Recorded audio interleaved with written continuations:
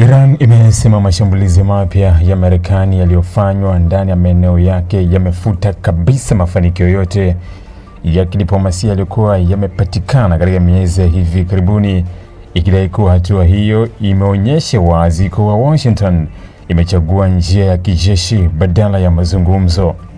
Tehran imesema juhudi zilizokuwa zikifanywa kupitia mawasiliano ya moja kwa moja na ya upatanishi wa mataifa mbalimbali sasa zimepoteza maana kutokana na kuendelea kwa mashambulizi hayo.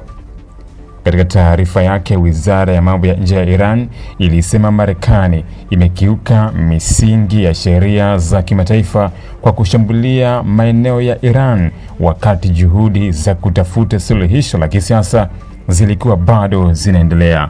Tehran ilisisitiza kuwa matumizi ya nguvu katika kipindi ambacho mazungumzo yalikuwa hayajafungwa rasmi ni hatua inayoweza kusababisha mgogoro huo kuenea zaidi katika Mashariki ya Kati.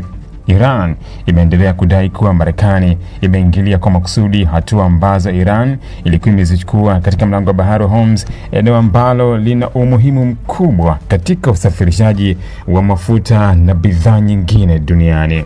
Kwa mujibu wa Tehran, kuingilia huko kumesababisha kurejea kwa hali ya kutokuwa na usalama katika njia hiyo ya kimataifa na kuathiri mwenendo wa usafiri wa meli za kibiashara. Iran imesema kuwa usumbufu ulioanza kushuhudiwa katika mlango wa bahari wa Hormuz unatokana moja kwa moja na hatua za kijeshi za Marekani na si hatua zilizochukuliwa na Iran.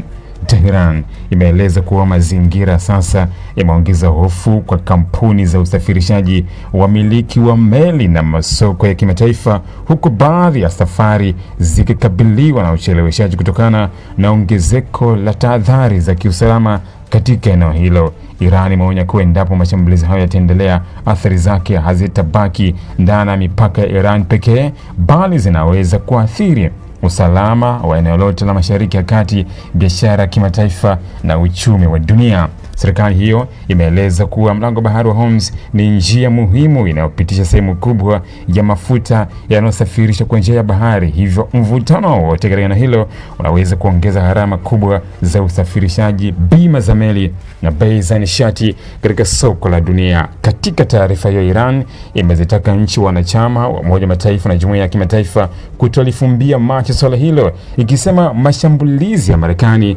yanaweka mfano hatari wa kutumia nguvu dhidi ya taifa huru badala ya kutafuta suluhisho kupitia diplomasia. Tehran imezitaka taasisi za kimataifa kuchukua hatua za kuzuia kuendelea kwa mashambulizi hayo na kuwajibisha wale wanaokiuka sheria za kimataifa. Iran imeeleza kuwa kwa miezi kadhaa sasa kulikuwa na mawasiliano, juhudi mbalimbali za kidiplomasia zilizolenga kupunguza mvutano uliokuwa unaongezeka kati ya Tehran na Washington. Hata hivyo, kwa mujibu wa serikali ya Iran, mashambulizi ya hivi karibuni yameondoa matumaini ya mafanikio ya juhudi hizo na kuongeza uwezekano wa pande zote mbili kuingia katika hatua mpya ya mzozo wa kijeshi. Tehran imesisitiza kuwa itaendelea kuchukua hatua zote inazodai ni halali kwa mujibu wa sheria za kimataifa ili kulinda mamlaka yake, usalama wa wananchi wake na maslahi yake ya kitaifa. Serikali hiyo imeongeza kuwa haitakubali vitisho wala mashinikizo ya kijeshi na kwamba itaendelea kujibu hatua zozote itakazodai zinahatarisha usalama wake. Kauli hiyo imekuja wakati mvutano kati ya Iran na Marekani ukiendelea kuongezeka kufuatia mashambulizi ya pande zote katika siku za hivi karibuni. Wakati huo, jumuiya ya kimataifa imeendelea kutoa wito wa kujizuia na kurejea kwenye mazungumzo ya kidiplomasia, ikionya kuwa kuendelea kwa mapigano kunaweza kuathiri usalama wa Mashariki ya Kati na kusababisha athari kubwa kwa uchumi wa dunia kupitia kuvurugika kwa biashara ya usafirishaji wa nishati katika mlango wa bahari wa Hormuz.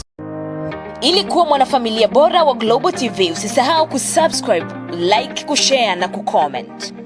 Baada ya kusubscribe, bonyeza alama ya kengele ili kupata taarifa kwa kila video inayopanda Global TV Online.